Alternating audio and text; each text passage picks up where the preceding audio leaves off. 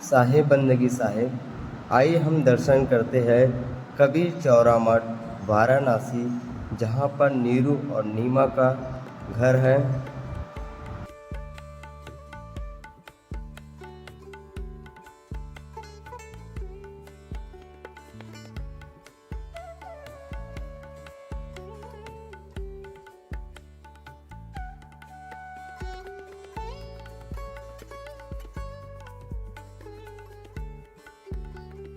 आप सभी सुधीजनों का कबीर चौरा मठ मूलगादी के इस परिसर में स्वागत है।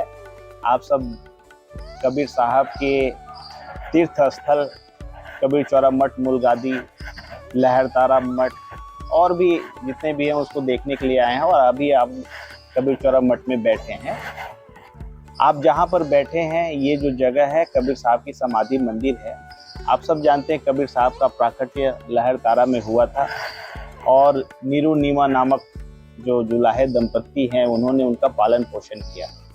उन्होंने सबसे पहले कबीर साहब को देखा, दर्शन किया और एक शिशु के रूप में उनको उठाकर जहाँ पर लाए, उस जगह का नाम आज वर्तमान में कबीर चौरा मठ मूलगादी है। पहले इसका नाम नरहरपुरा हुआ करता था। आज हम लोग चलेंगे नीरू टीला में, जहाँ पे नीरू नीमा की समाधि है, कबीर साहब की झोपड़ी है और वो स्थल कुआं है, आज भी है। तो वहीं पर कबीर साहब का बचपन बीता। ये जो जगह जहाँ पर बैठे हैं ये समाधि मंदिर है।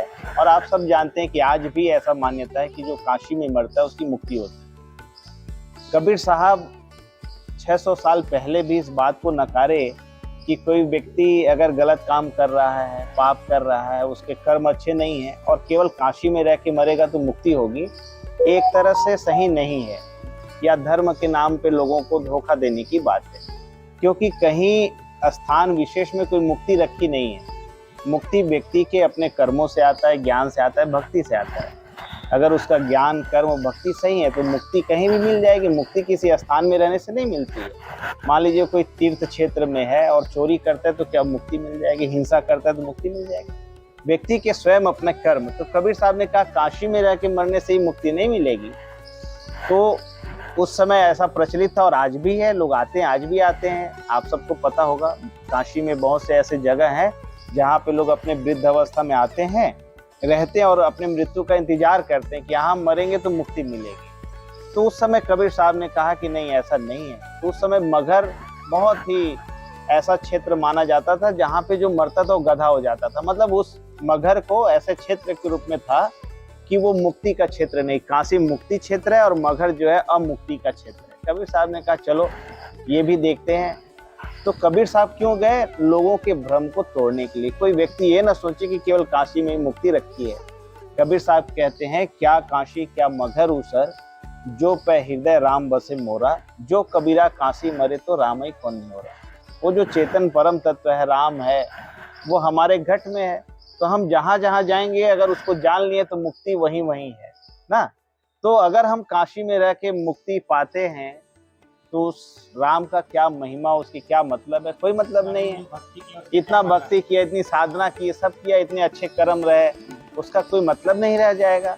तो कबीर साहब ने इसी को बताने के लिए मगहर गए। और मगहर में आप सब जानते हैं कि कबीर साहब जब मगहर जाके शरीर छोड़े तो उनका शरीर नहीं मिला, फूल और चादर मिला। तो वहां पर उस समय जो उनके अनुयायी थे, हिंदू मुस्लिम, उन्होंने आपस में कबीर साहब के फूल और चादर को बांटकर एक मजार बना और एक समाधि मंदिर बनाई। जो लोग काशी से गए थे कबीर साहब के साथ यात्रा में, मगहर तक की यात्रा में, यहाँ काशी के राजा बिरदेव सिंह बघेल, रविदास जी और भी बहुत से संत महापुरुष कबीर साहब के साथ यहाँ से गए थे। उन लोगों ने सोचा कि साहब ने जहाँ पर जीवन बिताया, पूरा जीवन रहे, एक स्मारक के रूप में भी समाधि मंदिर बनना चाहिए। तो उन्होंने फूल के कुछ अंश को लाकर यहाँ पर एक समाधि मंदिर बनाया है। अभी वर्तमान में जो आप मंदिर देख रहे हैं, पहले एक छोटा मंदिर था, बिरदेव सिंह ने बनाया था। अभी जो वर्तमान मंदिर देख रहे हैं आप, खिजी के लोगों ने 1933 में इसको बनवाया, जिनका नाम अभी उधर पीछे आप देखेंगे लिखा हुआ है। बंदगी था।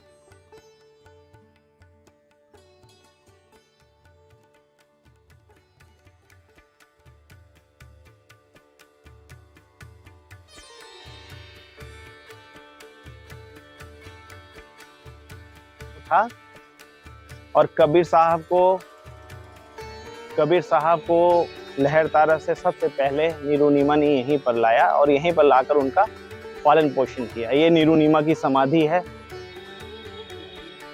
और यही कुआं है जिसमें कबीर साहब के समय का कुआं है। ठीक, अभी इसका पानी निकालेंगे हम लोग। पानी बहुत एक नंबर है, पानी तो नहीं है। कबीर चौरा मठ मुलगादी में रहता हूँ और ये जो जगह जहाँ पर हम लोग खड़े हैं ये नीरू टीला है। नीरू टीला में ही कबीर साहब ने अपना बचपन बिताया, यहीं पर वो खेले कूदे, यहीं पर रहे और नीरूनीमा का घर यहीं पर था। उनकी झोपड़ी कबीर साहब की यहीं थी। अभी हम जहाँ खड़े हैं नीरूनीमा की समाधि है। बाबा नीरू जी, माता नीमा जी, दोनों की समाधि एक ही जगह पर बनाई गई है। आप देख रहे हैं इसको।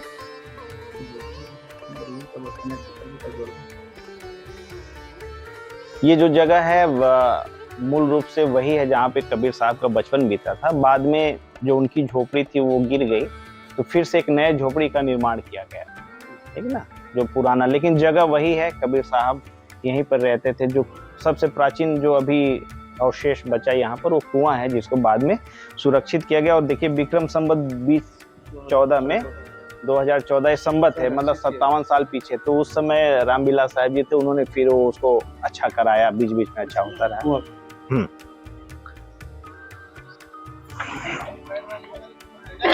है बैल वाला कुआं अंदर है। हाँ, वाह,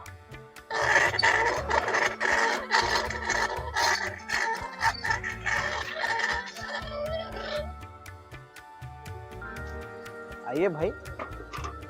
ये जो जगह है, आप कबीर साहब का कुआं है यहाँ पर। और ये सर्वाजीत, आप सब जानते हैं सर्वानंद सर्वाजीत, वो पूरे सबको हरा चुके थे और वो जाके अपने माता से उन्होंने कहा कि मैं जो है सभी को हरा चुका। तो उन्होंने बोला काशी में कबीर साहब है, क्या उनको भी हराया आपने? तो बोले काशी में इस नाम के कोई पंडित नहीं, वहाँ जो भी पंडित थे उनसे मैंने शास्त्रार्थ कर लिया। बोले वो संत, आप जाके एक बार उनको हराइए।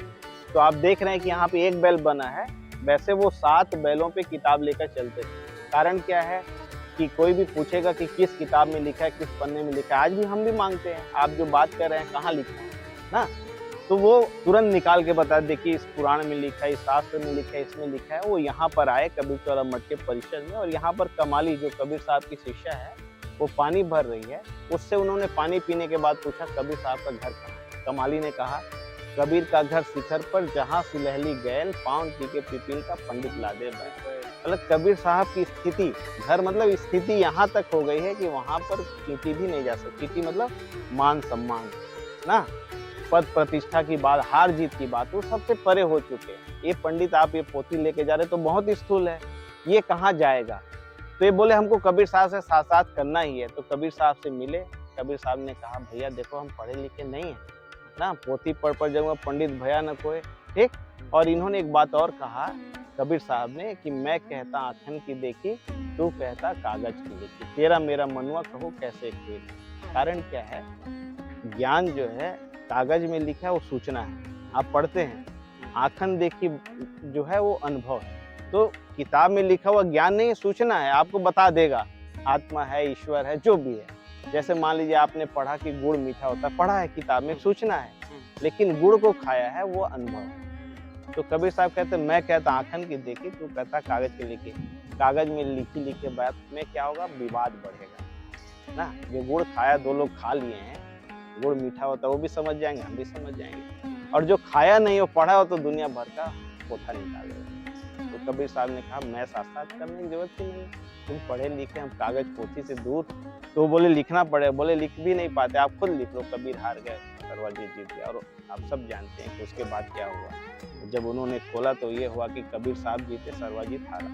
तो आके कबीर साहब के चेला बने और वो हमारे कबीर चौरा मठ की जो आचार्य परंपरा, उसके पहले आचार्य सुरती गोपाल साहब का नाम। तो आप अभी देख रहे हैं यहाँ पर गांधी जी की मूर्ति और ये मौलश्री का पेड़ है। और 1934 में जब गांधी जी काशी आए थे तो उन्हें पता चला कि कबीर साहब का एक स्थल है, मूल गद्दी है, तो वो यहाँ पर आए थे और यही पेड़ के नीचे बैठे और यहीं पर सत्संग हुआ था।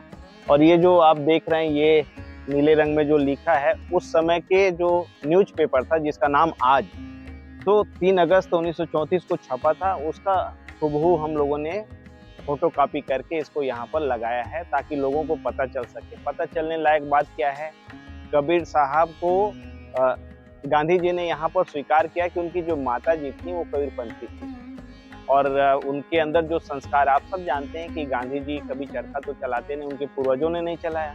तो गांधी जी ने आज़ादी में जो चरखा का उपयोग किया, हम ये मानते हैं कि कबीर साहब का जो संस्कार उन्हें अपनी माता से मिला था वही प्रकट हुआ गांधी जी में। और गांधी जी ने जो सत्य की बात कही, अहिंसा की बात कही, वो सब तो हम लोग कबीर साहब में देखते हैं। सांझ बराबर तप नहीं, झूठ बराबर पाप, ये सारी बातें हम ये देखते हैं कि कबीर साहब का ही ज्ञान जो है गांधी जी में आके आज़ादी के समय प्रकट हुआ था और इसको उन्होंने यहाँ पर आकर स्वीकार किया। और ये जो है रविदास जी हैं, रविदास जी कबीर साहब के गुरु भाई हैं और आप सब जानते हैं कि रविदास जी काशी में ही रहते थे और कबीर साहब से हमेशा इनका मुलाकात होता था, संवाद होता था। और रविदास साहब का जो मुख्य बात है वो है मन चंगा तो कठौती में गंगा।